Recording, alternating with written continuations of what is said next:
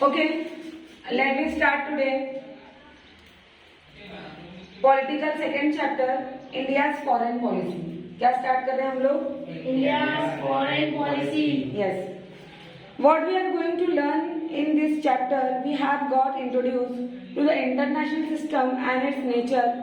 The Cold War is the last century and its effects. We shall not now get introduced to the other related issues. Thus, we shall learn about the meaning of foreign policy, factors that make an impact on it, and the natures of India's foreign policy. इसके पहले जो chapter हम लोग ने पढ़ा था उसमें हम लोग देखा कोल्ड वॉर कैसे खत्म हुआ, राइट? अब हम आगे का जब हम स्टडी करने जा रहे हैं तो हमें इंडिया की फॉरेन पॉलिसी पता होना जरूरी है. Foreign policy meaning and importance. All countries are member of the international system. सारी कंट्री जो है वो इंटरनेशनल सिस्टम की मेंबर है. क्या है? Member. We have already study that none of these countries is completely self reliant and hence there is a mutual interdependence in the international system. Only this interdependence should not be of benefit to be few countries. सारी countries एक दूसरे पर dependent है किसी न किसी वजह से, राइट? Yes. और कुछ कंट्री हैं जो सेल्फ रिलायंट है लेकिन पूरी तरह से नहीं है. पूरी तरह से नहीं है. Efforts need to be made to ensure that it benefits every nation. Each country has to decide the nations with which it should be friendly. Country खुद डिसाइड करती है कि हमें किसके साथ फ्रेंडली रहना है और किसके साथ नहीं रहना है. So it in which bloc it should be participate or what position it should take the international relation. Such decisions should be made thoughtfully. The theoretical framework in which such decisions are taken is called a foreign policy. जब हमारी government होती है उन लोग meeting रखते हैं, उस meeting में वो लोग डिसाइड करते हैं कि किस कंट्री से हमें फ्रेंडली रिलेशन रखना है और किस कंट्री से हमें फ्रेंडली रिलेशनशिप नहीं रखना है. थॉटफुली करते हैं. थॉटफुली दैट मीन्स सोच समझ कर. थॉटफुली का मतलब क्या हुआ? सोच समझ कर. The theoretically framework, this one is done. Every sovereign and independent countries decide its own foreign policy. सारी जो इंडिपेंडेंट कंट्री होती है वो अपनी खुद की पॉलिसी खुद फिक्स करती है. कोई दूसरा देश किसी देश का पॉलिसी फिक्स नहीं करता. Hence, in the disciplines of international politics, which studies the international relations between nations, foreign policy has an important place. इसीलिए अगर हमें इंटरनेशनल रिलेशन के बारे में जानना है तो फॉरेन पॉलिसी को पढ़ना और उसको जानना बहुत जरूरी है.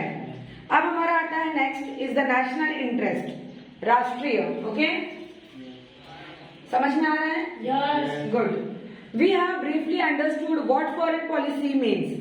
हमें डीप में जानने की जरूरत है कि फॉरेन पॉलिसी का मतलब होता क्या है. National interest and foreign policy are closely connected to each other. हमारा नेशनल इंटरेस्ट और फॉरेन पॉलिसी दोनों एक दूसरे से बहुत ज्यादा जुड़े हुए हैं. So, national interest is fostered through foreign policy. Therefore, before studying foreign policy further, we need to understand the meaning and significance of the national interest. Foreign policy को जानने से पहले हमें national interest जानना पड़ेगा. Important है. पड़ेगा, definitely important है. National interest implies the means through which the independence and sovereignty of our country can be safeguarded. National interest जानने से क्या होता है कि हमारे कंट्री की जो सवर्जिनिटी है वो सेफगार्ड हो जाती है, मतलब वो सुरक्षित हो जाती है. क्या हो जाती है? सुरक्षित. सुरक्षित that means safe.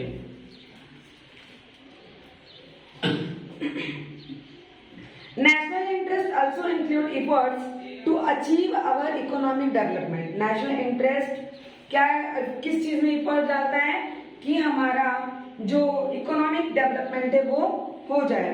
To take a steps toward increasing the national power.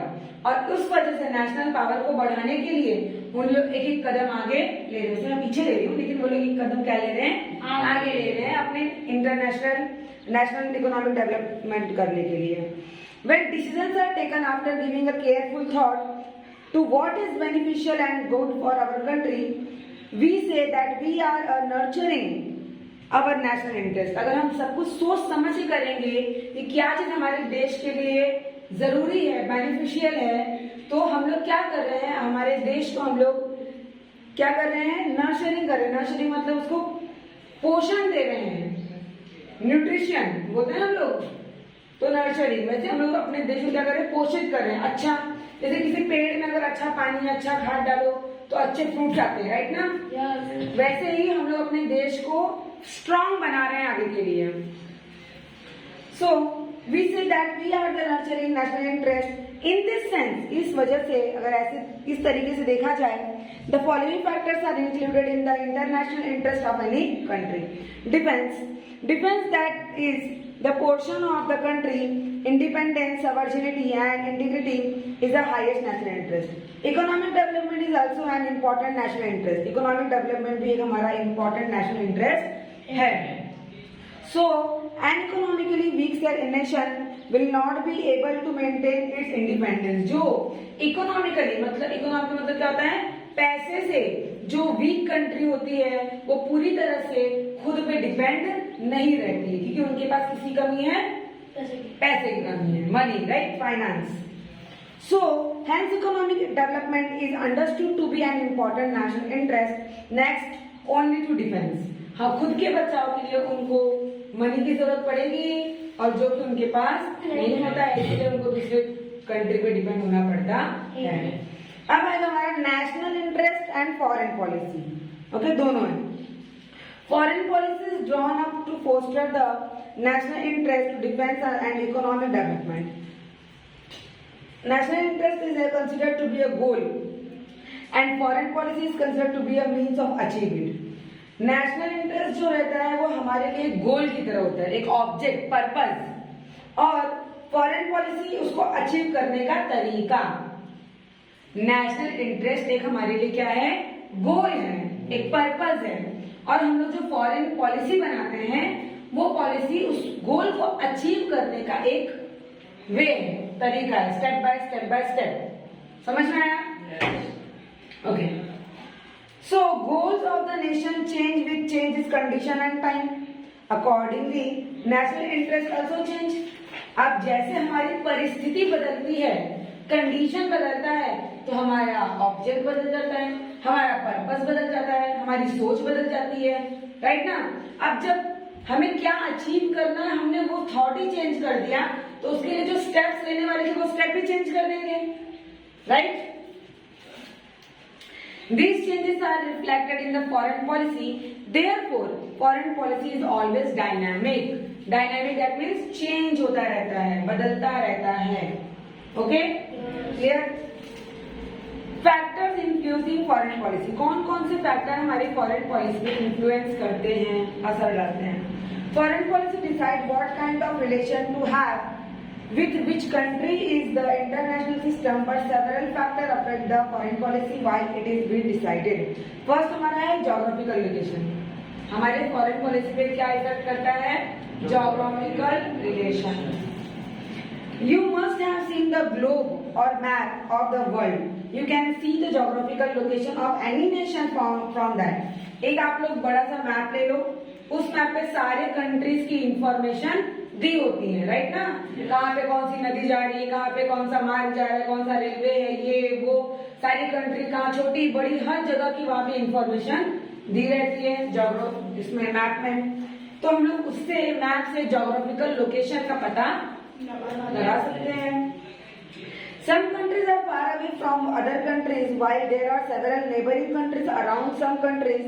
Some nations have a long coastline, while some have a plenty mineral wealth. In some, in size, population, topography, coastline, availability of resources, all these factors need to be considered while deciding the foreign policy of any country. कुछ countries जो है एक दूसरे से काफी दूर दूर है, कुछ कंट्रीज बाजू बाजू पड़ोस है, नेबरिंग कंट्रीज है, कुछ के जो है वहाँ पे बहुत हरियाली है, कुछ के यहाँ पे पूरा सूखा रेती है, राइट ना। तो ऐसे अलग अलग कंट्री में सब कुछ अलग अलग है। उन सबकी इंफॉर्मेशन लेने के लिए हमें सही तरीके से फॉरेन पॉलिसी डिसाइड करनी पड़ती है। सेकेंड हमारा है political system. In democratic political system the nation's parliament play a major role. Democratic मतलब होता है लोकतांत्रिक, राजनीतिक। डेमोक्रेटिक पॉलिटिकल सिस्टम, लोकतांत्रिक राजनीतिक जो सिस्टम होता है, मतलब उनकी जो व्यवस्था होती है, उसके बारे में है। द नेशन पार्लियामेंट, वो बहुत ही मेजर रोल प्ले करते हैं किसमें, फॉरेन पॉलिसी में। When different aspects come up for discussion in parliament, the opposition party try to regulate the foreign policy by raising questions about the same. जब कोई और आता है सामने और उसके ऊपर सवाल किए जाते हैं, तब जो असली मुद्दा है वो सामने चलकर आता है। क्या है वह? Federal political system have to be taken into account and inclinations of the constituent states while shaping foreign policy, because the affairs in neighboring nations affected the constituent states. Affairs that means लेन देन। इसमें affair word का मतलब, आप लोग अर्थ का अनर्थ मत निकालना, इसमें अफेयर का मतलब होता है, और ये अफेयर वर्ड आपको आज नहीं, अभी 9th में हो, फिर 10th में, 11th 12th, बहुत सारे आगे हर जगह ये वर्ड जो है अफेयर ये यूज होने वाला है। कंपनीज के बीच में अफेयर होना, और बैंक और कंपनी का अफेयर होना, पब्लिक और कंपनी का अफेयर होना, उसका ये मतलब होता है कि उनके डॉक्यूमेंट्स के ट्रांजैक्शन होना, लेन देन होना, व्यापार होना, ट्रेड होना, उसको बोलते हैं अफेयर। समझ में आया? ओके, कहाँ थे हम लोग?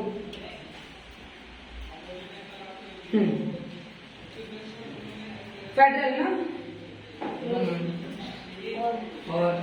For example event in Sri Lanka many affect Tamil Nadu.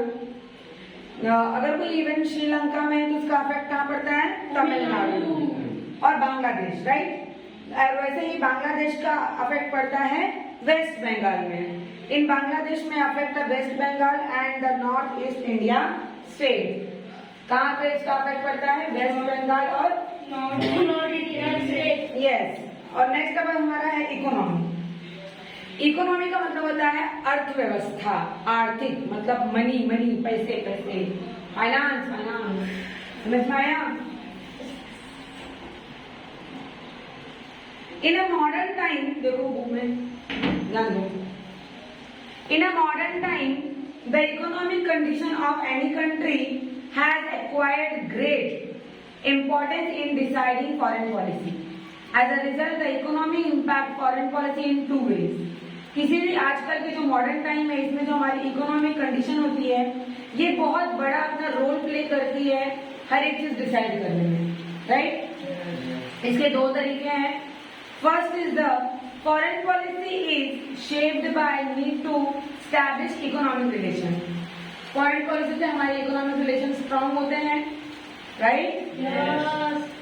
So with the other countries, import, export, participation in world trade, all aimed at strengthening the economy of country. अब ज्यादा इकोनॉमी स्ट्रॉन्ग रहेगी तभी तो हम इम्पोर्ट और एक्सपोर्ट दोनों कर पाएंगे, और जब दोनों करेंगे तभी तो हमारा रिलेशन स्ट्रॉन्ग बनेगा अदर कंट्री से, राइट।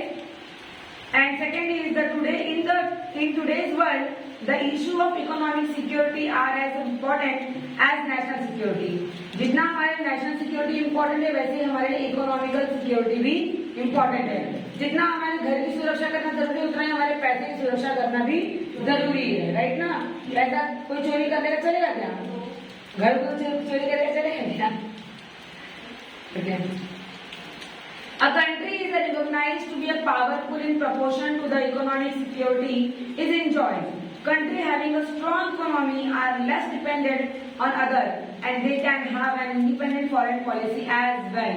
जो country इकोनॉमी से बहुत स्ट्रांग होती है वो दूसरी कंट्री पे डिपेंडेंट नहीं होती है या बहुत कम होती है। जिस कंट्री के पास इकोनॉमी नहीं है, पैसे नहीं है, वो पूरी तरह से अदर कंट्री पे क्या होती है? डिपेंडेंट होती है। लेकिन जिस कंट्री के पास इकोनॉमी स्ट्रांग है वो दूसरी कंट्री पे डिपेंडेंट नहीं होती है या बहुत ही कम डिपेंडेंट होती है। अब हमारा है पॉलिटिकल लीडरशिप। क्या है next? Political leadership. The president, the prime minister, the foreign minister and the defence minister, the finance minister and the home minister इन सबके पास इन सबका रोल है। इसमें रोल है deciding foreign policy. Foreign policy decide करने में इन सभी का रोल है। The person holding this position try to maintain the continuity in foreign policy and to improve upon it. जिसका भी जो पोजीशन होता है वो क्या करता है, क्या मेंटेन करता है, कंटिन्यू रखने का या फिर उसको इम्प्रूव करने का। For example, Pandit Jawaharlal Nehru contribute the policy of non-alignment to India's foreign policy. Prime Minister Atal Bihari Vajpayee contributed his great deal to improving Sino-Indian relations. तो इन लोग क्या किया, अपनी चीज को मेंटेन रख रहे थे, राइट, कंटिन्यूटी बनाए थे। फिर नेक्स्ट हमारा आता है एडमिनिस्ट्रेटिव फैक्टर, प्रशासन। एडमिनिस्ट्रेशन क्या होता है, प्रशासन। Minister of external affairs, foreign secretary, embassies in different countries, diplomatic officers etcetera, ये सारे जो हैं सभी लोग are the administrative factor involve in creating foreign policy. ये सभी एक एडमिनिस्ट्रेटिव फैक्टर है, क्या है, एडमिनिस्ट्रेटिव फैक्टर, और सभी का इन्वॉल्वमेंट होता है हमारे फॉरेन पॉलिसी में, राइट। उनका भी कुछ ना कुछ योगदान रहता है, कुछ दिमाग लगता है, कुछ जबान लगती है, कुछ सोच लगती है। Even though the final decisions about foreign policy are taken by the Prime Minister and the Minister of External Affairs, the administrative machinery helps to arrive at that decision. The administrative officer collects information needed to shape the foreign policy, analyze it and give appropriate advice based on it. The National Security Advisor also complete this task. जितने भी officer है वो सारे information collect करके लाते हैं, administrative officer जो रहे वहाँ के। उसके बाद वो सारे इंफॉर्मेशन को यूज करके हम लोग फॉरेन पॉलिसी को क्या करते हैं, शेप देते हैं। क्या करते हैं, शेप देते हैं। यस, मतलब उसको सही सही बनाते हैं कि हाँ फॉरेन पॉलिसी क्या होनी चाहिए, कैसे होनी चाहिए, किस तक उसका क्या क्या लिमिटेशन होने चाहिए, हर एक चीज।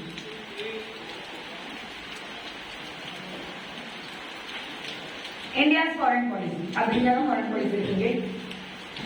After taking this preliminary information about foreign policy, we shall now get to know more about India's foreign policy. अब सबसे पहला हमें पता चल गया, अब हमें क्या जानने की जरूरत है, India's foreign policy.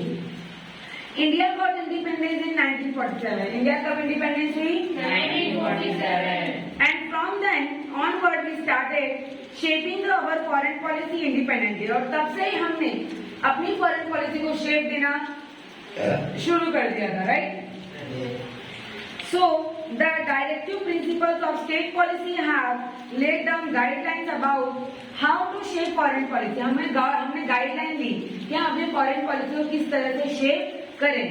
Act 51 among the directive principles, 51 हमारे डायरेक्टिव प्रिंसिपल्स है हमारे स्टेट पॉलिसी के, lay down the board framework on foreign policy. सबने काम किया इसके ऊपर। अकॉर्डिंग टू इनके हिसाब से India should give a priority to safeguard international peace and security. भारत को, इंडिया को प्रायोरिटी दी जाती है हमारा इंटरनेशनल पीस, मतलब अंतर्राष्ट्रीय शांति और सुरक्षा बनाए रखने के लिए, और रिजॉल्व अवर इंटरनेशनल प्रॉब्लम, हमारे अंतर्राष्ट्रीय जो प्रॉब्लम है उसको सॉल्व किए जाते हैं, डिस्प्यूट को सॉल्व किया जाता है और शांति बनाए रखा जाता है। Clear? The objectives of our foreign policy should be to maintain, क्या ऑब्जेक्टिव्स है देखते हैं, maintain friendly relation with other nation and respect international law. दूसरे देशों को आप इज्जत दो और इज्जत लो, और हमारे जो लॉ है उसकी भी इज्जत करो। India's foreign policy till now has been developed in this framework, और इंडिया फॉरेन पॉलिसी आज भी उसी के हिसाब से चल रहा है।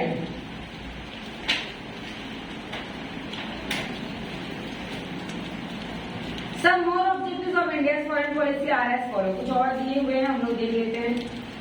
While maintaining friendly relations with the neighboring countries, ensure that the defense and the security of India is not affected, not to compromise about the geographical boundaries of the nation. जब भी हम फ्रेंडली रिलेशन बनाते हैं किसी other country से, तो हमें ये ध्यान रखते हैं कि हमारे देश पे कोई असर ना पड़े उसका। Protect the unity and integrity of country, हमारी एकता बनी रहे। Protect the interest of India citizen living other countries, this responsibility is fulfilled by Indian embassies, हमारी जो नागरिकता है वो बनी रहे, right. To establish economic and commercial relations with other countries for achieving economic development of India. हम जो other country से रिलेशन बना रहे हैं वो क्यों बना रहे हैं, हमारी इकोनॉमिक और कमर्शियल डेवलपमेंट के लिए। कौन से डेवलपमेंट के लिए, इकोनॉमिक और कमर्शियल डेवलपमेंट। Very good. अब एक रिव्यू देखेंगे इंडिया फॉरेन पॉलिसी का। We shall take a review of India's foreign policy in two stages. The period from independence 1990 and can be considered as the first stage. Second stage would be 1990 till date, right? India's foreign policy early phase, मतलब starting का phase दिया है. Prime Minister Pandit Nehru, मतलब वही Pandit Jawaharlal Nehru, shaped India's foreign policy in the earlier period. सबसे पहले उन्होंने बनाया था, बोल सकते या फिर उन तरह शामिल थे. He opposed colonialism through India's foreign policy. He took an internationalist position and gave priority to global peace and security. Three things influenced India's foreign policy in this period. उन्होंने पूरे विश्व में शांति और सुरक्षा बनाए रखने की पूरी कोशिश की. और तीन चीजें हैं जो इस पे ज्यादा असर डालती हैं. कौन कौन सी चीजें? फर्स्ट है, we made an effort to understand all international events and development independently without any pressure from any power. Peace has always been a central feature of India's foreign policy. हमें हमेशा समझना चाहिए अपने किसी बिना किसी प्रेशर के कि हमारा जो पावर है और उससे हम कैसे अपने देश में शांति बनाए रखें, सुरक्षित रखें हर चीज को. द थ्रेट्स मतलब कि जो परेशानियां हैं, प्रॉब्लम्स है, the threats from China and Pakistan where also taken into account. उसको भी ध्यान में रखना चाहिए, बोलना नहीं चाहिए, वरना अगर हम भूल जाएंगे तो कोई भी कभी भी अटैक कर देगा. One more feature of India's foreign policy that is this time was insisting of self-reliance. खुद पे भी ध्यान दो, देश को अपने आप पे ध्यान देने की जरूरत है, खुद को मजबूत बनाने की जरूरत है. In the beginning, शुरुआत में India decided to improve relations with countries in Asia. Asia से जो है अपनी ये रिलेशन इम्प्रूव करने के लिए पूरी कोशिश कर रहे थे. Efforts were taken to cooperate with Asian countries in order to achieve development and to keep our independence intact. This concept of regional development later expanded to include Africa as well. मतलब पहले तो वहाँ पे spread हुई, बाद में कहाँ तक पहुँच गई? अफ्रीका तक पहुँच गई. But some Asian and African countries participated in the military pact. कुछ एशिया और अफ्रीका की कंट्री कहाँ पे पार्टिसिपेट किए हैं? Military pact led either by America or the Soviet Russia. This stopped the process of regional development. जो regional that means क्षेत्रीय विकास जो हो रहा था उसको रोकने पे आ गए लोग. So after this countries of Asia and Africa which did not participate in this military pact supported the concept of non-alignment. अब वो लोग पार्टिसिपेट नहीं किए तो लोग किसको सपोर्ट कर रहे थे? Non-alignment. Peace and freedom become the fundamental principle of non-aligned policy. और नॉन अलाइन पॉलिसी का मेन फीचर क्या था, मेन प्रिंसिपल क्या था? शांति और स्वतंत्रता, peace and freedom. In this period India had to face a conflict with neighbouring countries. और उस समय जो भारत है वो अपने पड़ोसी देश से कॉन्फ्लिक्ट मतलब झगड़ा वगड़ा हो गया था और वो फेस कर रहा था. So war happened between India and Pakistan over the Kashmir question. Kashmir के ऊपर फिर से इंडिया पाकिस्तान का झगड़ा हुआ, लड़ाई हुई 1947-48 में and 1965. In the third war that happened in 1971. 1971 में थर्ड वॉर हुआ. एक्चुअली में थर्ड वॉर वर्ल्ड वॉर नहीं हुआ था, वॉर हुआ था. वर्ल्ड वॉर तो दो ही हुआ है, ये वॉर था. यस, इंडिया पाकिस्तान का. थर्ड वॉर हुआ 1971 में. Pakistan broke apart and independent Bangladesh was created. फिर क्या बन गया? बांग्लादेश जन्म ले लिया. राइट. इस झगड़े लड़ाई में एक नया देश जन्म लिया जिसका नाम था Bangladesh. In the decade of the 1917, there came about some stability in India's foreign policy. India had risen as a powerful regional power in South Asia by conducting nuclear tests in 1974. Nuclear test कौन से scenes में किए लोग? India had also proved her nuclear capability from 1980. However, some changes began to take place. कुछ बदलाव भी आए. In order to increase cooperation among the South Asian countries, South Asian Association for Regional Cooperation (SAARC) दिख रहा है? SAARC का full form है South Asian Association for Regional Cooperation. Okay? was established. इसकी स्थापना में एस्टैब्लिश किया गया इस एसोसिएशन को. India initiated a dialogue to improve relation with China. China से अपना रिलेशन इंप्रूव करने के लिए इंडिया ने डायलॉग बनाया. India also supported started interaction with America for cooperation in the field of security. Security के लिए इंडिया ने अमेरिका से भी बातचीत करना शुरू किया. अब फर्स्ट स्टेज हमारा 1947 से 1990 तक का. India adopted the policy of non-alignment in the context of Cold War. As a result, priority was given to maintaining friendly relation with the all nations to taking help required development from different countries. Due to the policy of non-alignment, India could get the aid from both the superpowers. India का एक ही था कि हम जो है वो other country से अपना रिलेशन अच्छा मेंटेन करके रखेंगे और इसी वजह से कुछ देश हमारी हेल्प भी कर रहे थे. Right. In this period, India had to face some challenges. Bharat ने बहुत सारे challenges भी one paragraph रह गया. There was a lot of stress on improving, strengthening India's defense. The technology required for this was imported. Soviet Russia, France and Germany helped India in this matter. Soviet Russia, France और Germany इन्होंने India की इस matter में क्या की, help की. और उस समय इंडिया जो बहुत सारे चैलेंजेस फेस कर रहा था, प्रॉब्लम फेस कर रहा था. This included the conflict with Pakistan, creation of Bangladesh and conflict with China. किससे झगड़े हो रहे थे? पाकिस्तान और चाइना. बिकॉज पाकिस्तान की वजह से बांग्लादेश क्रिएट हो गया था. Second stage 1991 till date. India's foreign policy become more comprehensive and dynamic in the second stage. और ज्यादा डायनेमिक हो गया, कॉम्प्रिहेंसिव हो गया सेकेंड स्टेज में. In the post cold war period, post cold war मतलब कोल्ड वॉर होने के बाद, प्री मतलब पहले, पोस्ट मतलब बाद.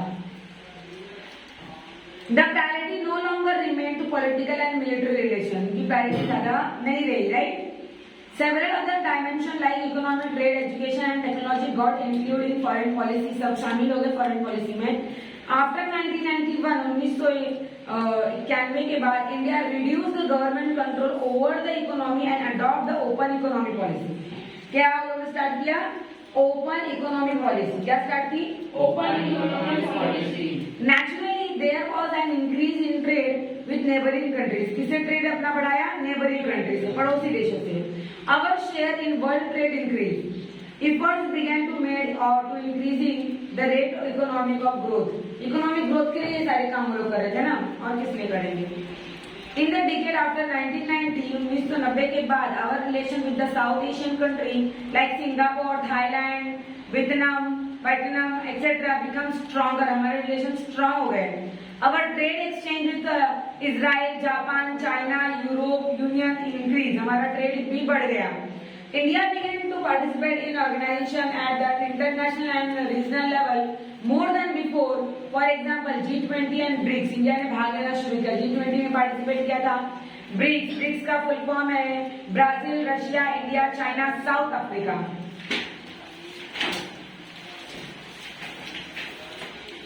Our relation with America strength, mutual trust grew. India's status arose in the international community. हमारा जो रिलेशन है वो अमेरिका से बहुत मजबूत हो गया और हमारा जो भरोसा है एक दूसरे पर बढ़ गया.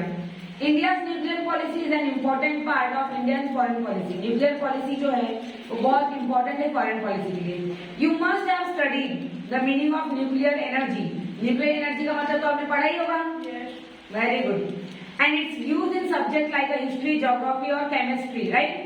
Having understood the importance of nuclear power, अगर आपको nuclear power क्या है उसकी importance जाननी है, India undertook the nuclear energy program immediately after independence. Independence होने के बाद, independence मतलब freedom मिलने के बाद तुरंत इंडिया ने ये start किया. For this, we established the Department of Atomic Energy and Indian Atomic Energy Commission. हम लोग ने Atomic Energy और Indian Atomic Energy Commission की स्टार्टअप किया. The first chairman of the Indian Atomic Energy Commission कौन थे? Dr. Homi Bhabha. कौन थे? Dr. Homi Bhabha. Even though electricity generation was the main purpose behind the program, उनका main purpose ये भी था इलेक्ट्रिसिटी जनरेट करने का. पहले लाइटें थी क्या हर जगह? लाइट थी ही नहीं. इलेक्ट्रिसिटी जनरेट करने का इनका पर्पस था. So it also aimed at creating military capability. As a consequence of this, India conducted the first nuclear test in 1947. 1947 में इंडिया ने पहला न्यूक्लियर टेस्ट किया. India built nuclear weapons. India ने nuclear weapon बनाए and conducted the nuclear test in 1988. 1988 में फिर से किया. We have also made missiles. Missile बनाया गया. Carrying nuclear weapon and air force and the navy have been enabled for carrying them. उन सबको कैरी करने के लिए सारी चीजें बनाई गई अलग अलग. India is a now country which has a nuclear weapon. अब इंडिया के पास न्यूक्लियर वेपन है. We have accepted the role of responsible nuclear power.